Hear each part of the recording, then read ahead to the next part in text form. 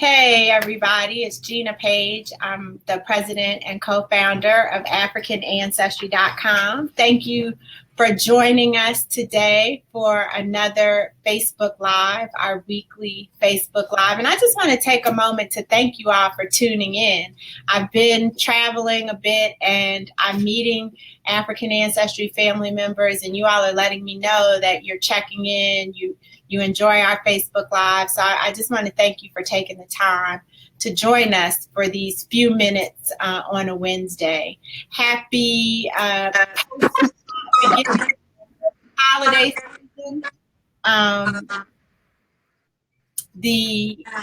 We just finished with the holiday where people stuff their faces and spend all their money. And now we're moving into December where some of us will be celebrating Christmas and some of us will be celebrating Kwanzaa and maybe Hanukkah. I'm not sure. But anyway, so thank you for being here with us and moving into the holiday season. Now, we had some questions from people on Facebook about why we hadn't addressed the Libya situation. And so I'm going to do that now. African Ancestry, we're not really political, but I do think it's important when we are reading and researching this what's going on in Libya that we become aware of a few things. One, why the situation in Libya exists, and then two, what the migrants are fleeing in their homelands. And so if you do your research to understand why Libya is ripe for this kind of behavior, that might give you some indication as to what you can do to help make things better. And then if you also look at the conditions that the West Africans are fleeing in their homelands, it's another indication of what you can do, particularly when you are connected to an African country of origin through AfricanAncestry.com.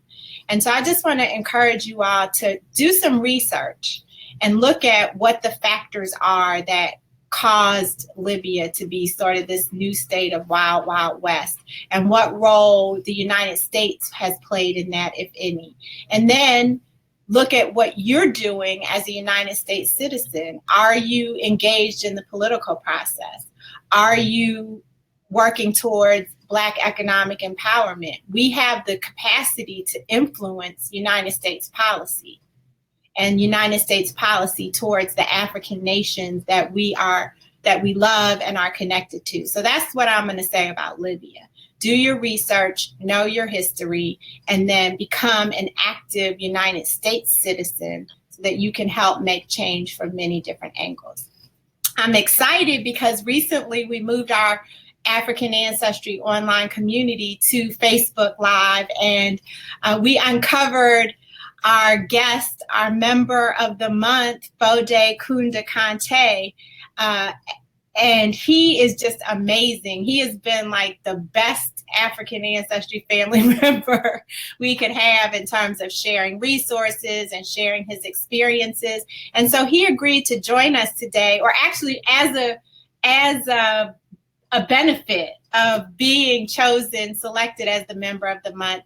He indulged us and agreed to join us. So I want to welcome you, Foday, to our Facebook Live. How you doing? I'm fine. How you doing? I'm good.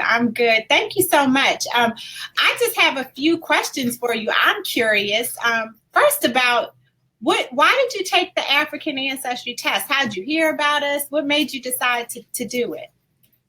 Well, it was some years ago. I had seen some stuff on the internet, and I wanted to take it. And me and my great uncle, we was having a debate back and forth about where our family came from, and I wanted to kind of prove him wrong. He was saying that we descended from a European man, and I was like, "No, I'm gonna go find out." So as soon as I was able to get some money, I went and I took the African Ancestry patrilineal patriclan test, and my results came back. I sure called him and told him he was wrong. So tell me, what did we find? What did you Um, find? uh, Found that my Y chromosome was a match with the Timni people living in Sierra Leone today. Okay. And so how did he react when you told him that information? He was real happy about it. He's an author. He's an author. He writes books. So it's his last book that he wrote. He wrote that in his book. Oh, okay. What's the name of the book? We need to shout out the book so people can buy it. I don't know what the title is. I have a book here, but I don't know what's the title of the book. Okay, well, you got to post the title in the online community so we can share it and hopefully get your uncle some sales. Okay. So you traced your ancestry to the Temne people in Sierra Leone, living in Sierra Leone today, and then what happened? Like, what did you do? What was the first thing you did? What are some of the things you've done since? Well, the first thing I did was I knew that I was like, I gotta go find these people. So one of my best friends, he's from Liberia. His name is Frank, and he was like, I want. He said one of my neighbors is from Sierra Leone. I want you to meet him. And I was like, okay. And he gave me his number. He called me and he invited me to a picnic. And this was like 4 years ago, going on almost 5 years ago. He invited me to a picnic they was having outside. And if you meet, because how African communities do here in the States, if you meet one person from a certain African community, you basically meet them all because they congregate together. So I end up, they welcomed me when I came, and I'm actually an active member in that community to this day. I'm always with that community. It's called Oslin, which is the Organization of Sierra Leoneans in Indiana. I joined that community, and they treat me like family. And they told me don't say like family. I am family. So they didn't want me to, compare myself as something as not like them, but as them.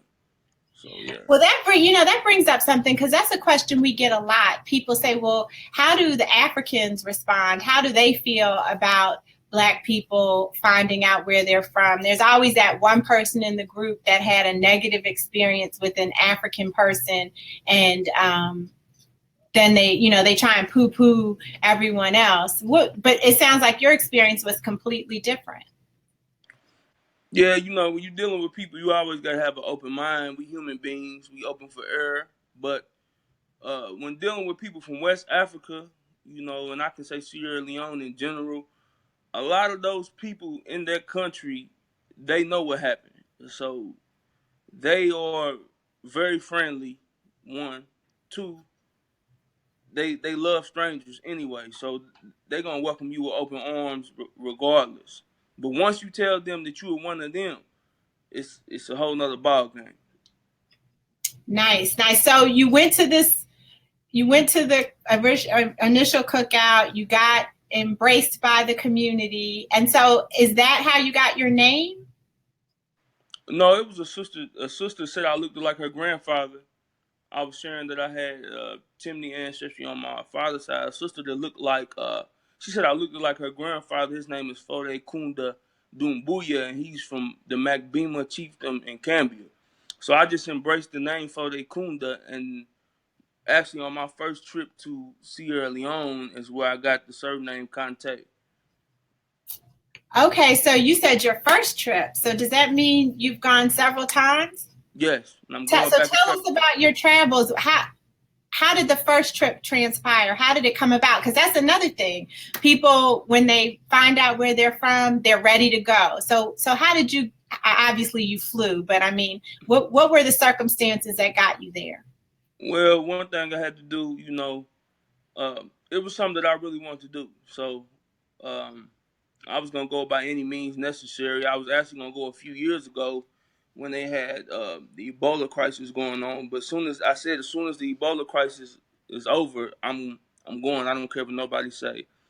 I actually one of my dear brothers, Harold Hillary, uh, rest his soul, he died. He's a Gullah man, and his cousin stays in Freetown. His name is Foday Jamu Mansoure, one of my big brothers. And he was my contact when I went there. And when I flew, I stayed at his house. And being with him, I was able to be amongst the everyday people. They embraced me everywhere I went, and I loved it. It's an experience that I think every African American needs to have, because my eyes when it comes to Africa, I'm gonna say West Africa, I'm gonna say Sierra Leone. I can't speak for everywhere in Africa because I haven't been everywhere. But the things I seen and the people, I knew that I was in one of the homelands of African Americans when I was in Sierra Leone. I mean, countless times and times, the way they act, the way they look, I mean, it's a spitting image of African American. If you drop 100 African Americans in Sierra Leone right now, the everyday people in Sierra Leone will not know that they're not from Sierra Leone unless they open their mouth and start talking. But even when they open their mouth and start speaking, they still won't say that you're not from Sierra Leone, because so many people from Sierra Leone live in the diaspora speak either British English or American English or something like that. So, and they've been living in the diaspora for a long time. And when those people come back, they have this term, they say just see. That's somebody, JC, that means somebody who's just come home. So they're going to look at you as just like somebody who's just come home.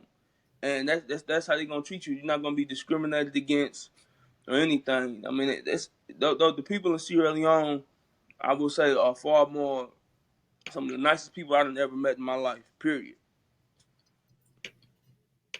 I'm glad to hear you say that. And thank you for sharing that, because we get so many negative stereotypes, what that we see through the media or that we hear online about Africans in Africa, just as they get fed a whole host of stereotypes about us through those same vehicles. And so I really appreciate you sharing the realness of your experience. So, so how many times have you been to Sierra Leone? Well, I've been twice so far. Next February is gonna be my third time going.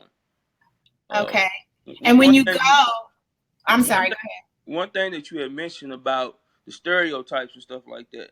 Like my experience in Sierra Leone, those stereotypes just went completely out the window, because the people in Sierra Leone, they love African Americans. One thing, I was trying to dress down and be humble, and I went to the club and stuff. I went in there. You had people who had gold teeth.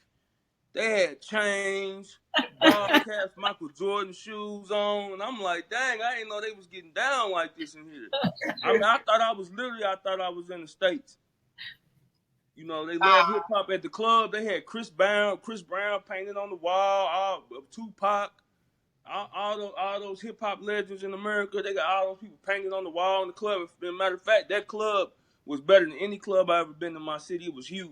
It had VIP, everything. It was lovely, but the people, it just like I had to check, my mind frame is completely changed, because they don't have a dislike towards African Americans. They look at you as another African. That's simple and plain. And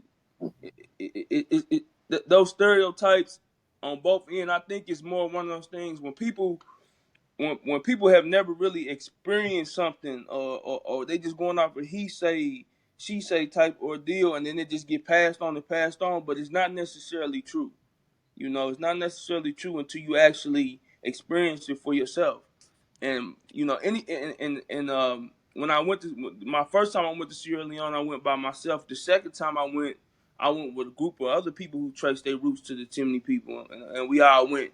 And some of those people, they could tell you the same things. I mean, the love we get is remarkable. You're not gonna get discriminated against at all. It's lovely, and those stereotypes, those are something that's something that maybe we can put on the table and have a discussion with these various people from Africa and African Americans. We could throw these stereotypes out the window. And maybe it's just a thing that happens when you come to America. Because of what the culture is over here.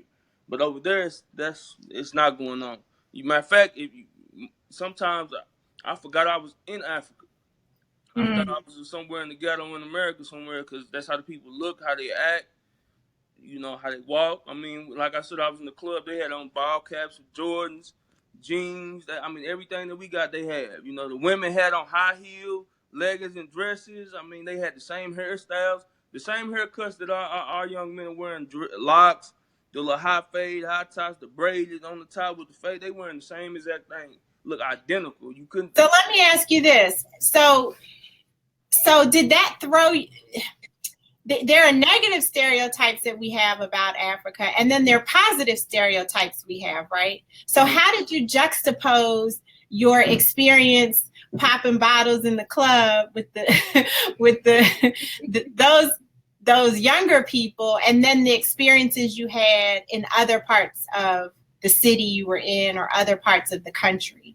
Because did you get a more traditional experience as well? Yes. Okay. I got a more traditional experience. You know, when I especially when I went to the village and things like that, you get a more traditional experience. And see, in Africa, a lot of the traditional and the culture is still intact. You know, so everywhere you go, you're gonna have that. You're gonna have that. But even in that, I mean, you can go to the village and you're gonna see you know, people who look like your grandma, who look like your auntie, and things like that, they're not going to say, "Oh, you're not one of us." They Right. can embrace you, sit you down, fix you some food, talk to you, and you know, they're gonna love on you. They're gonna love on you like grandma and auntie and great grandma and your grandfather. They're gonna embrace you. That's just how they are. Nice, nice. So let me ask you this: what? Oops, I didn't mean to do that. What would you say? What do you say to people who don't quite understand why it's important to know where you're from? Why it's important to know your ancestry down to the country and the people? How would you respond to them?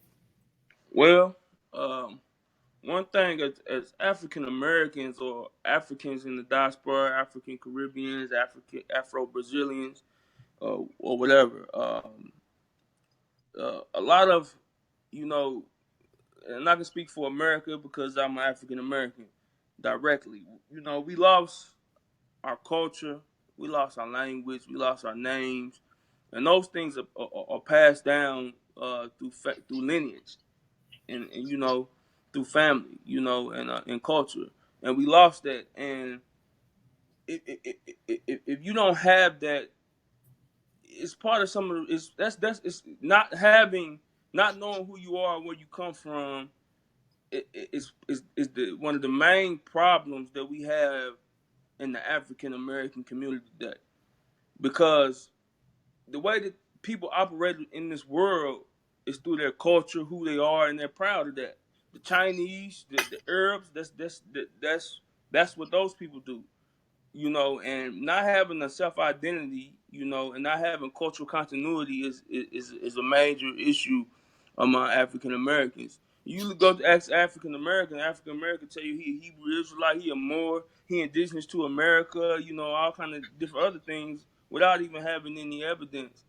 One of the, you know, since we have this technology out with genetic testing, one of the best things that a person can do is, you know, why this science is available, why we still living on this earth to do something that your ancestors who lost their identity or never had that chance to find out, you can be that person to, you know, take this DNA test and find out something about your ancestry, because something is better than nothing.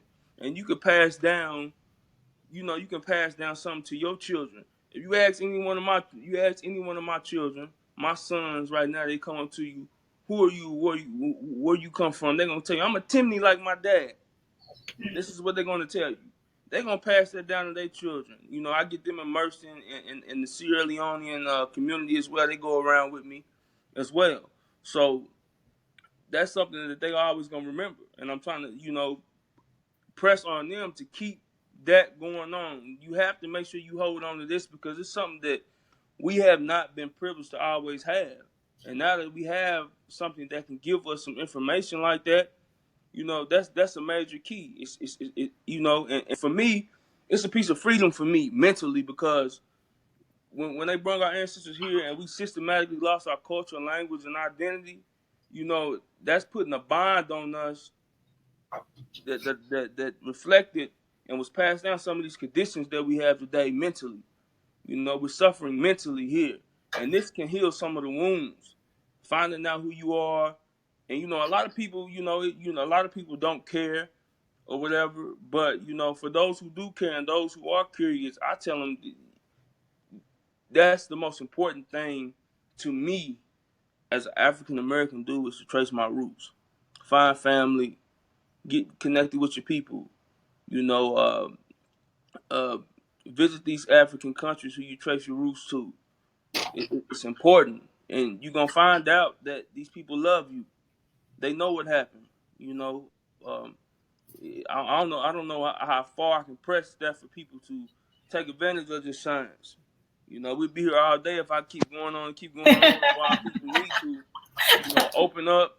You know, you get a lot of people say, because I did several interviews, and I did an interview, and I was broadcasting because I took a many different tests, but I was broadcasting for people to take African ancestry tests down in the Gullah region. I did a blog talk radio thing, and people was asking questions like, you know, they were saying stuff at the end of the show when it got time for question time, like, oh, I'm not giving the government my DNA and this and that, and I had to explain to people, no, that's not what's going on. You know, you sign a non-disclosure agreement when you take these DNA tests. You don't just, the government has nothing to do with it. From number one, and number two, when a person is born, they already got your DNA. That's how they figure out what's your blood type, if you got sickle cell, and all these different things like that. They already got your DNA.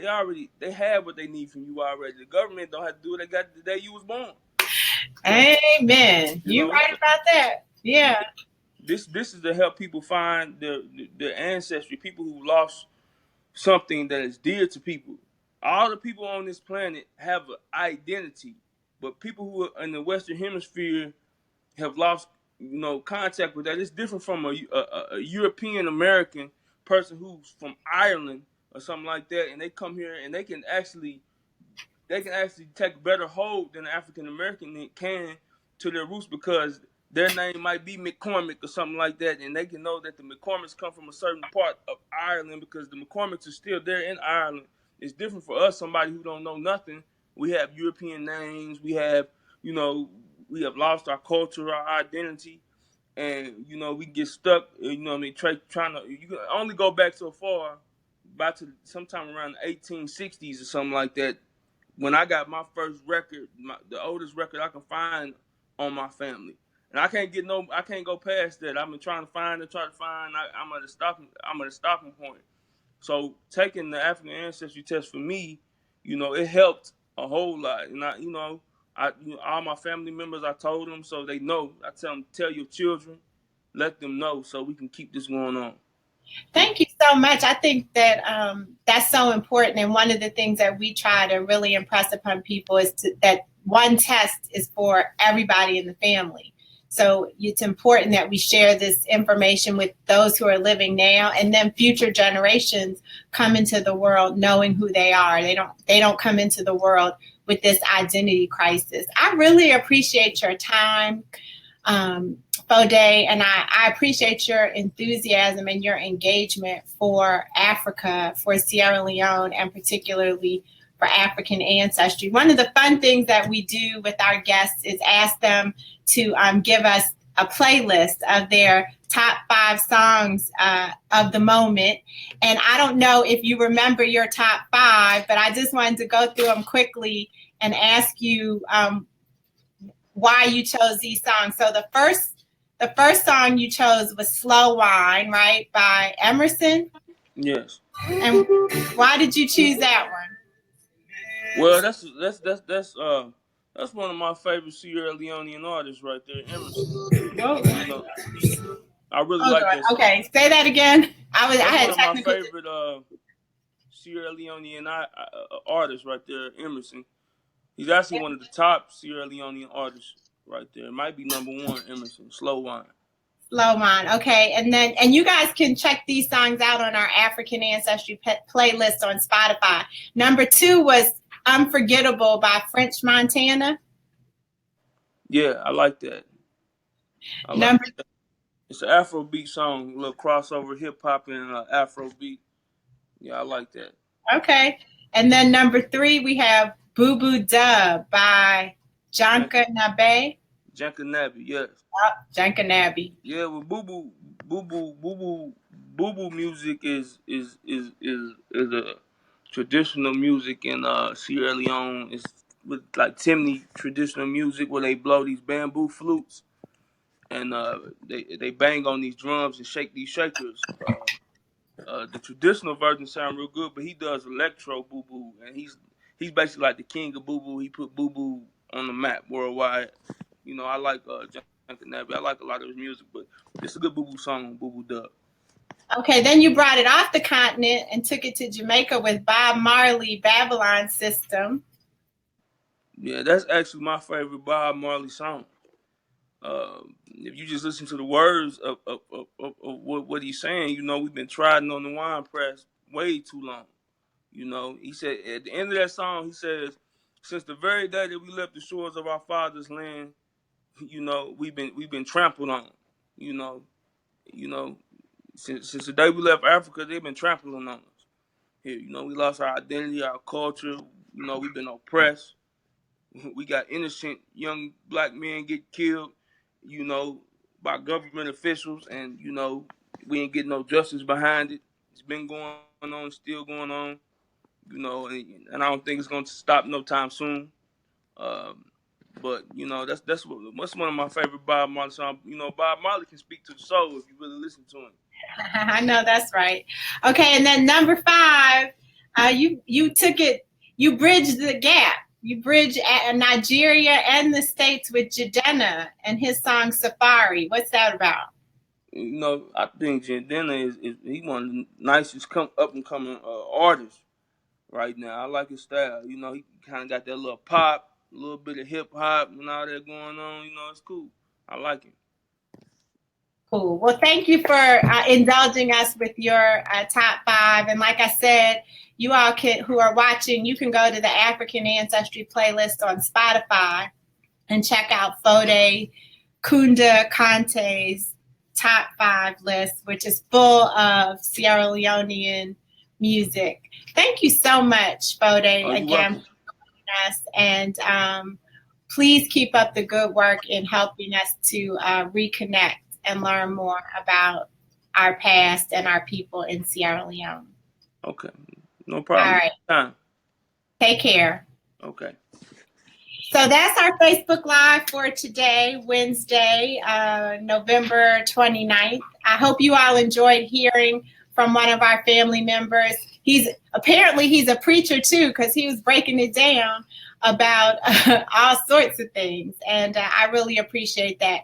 You all can take advantage of our holiday specials. We're going to have specials all throughout the month of December on our MatraClan and PatraClan test kits. We have gifts, we have journals, we have t-shirts, we have personalized certificates. We're sending Foday a swag bag as part of his Member of the Month honor.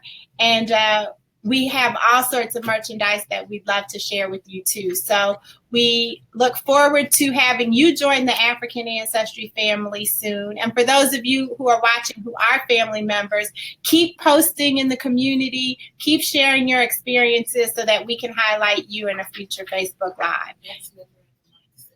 The next Member of the Month we're going to be sharing is on December 6th. So stay tuned for that. I'll see you guys soon. Take care.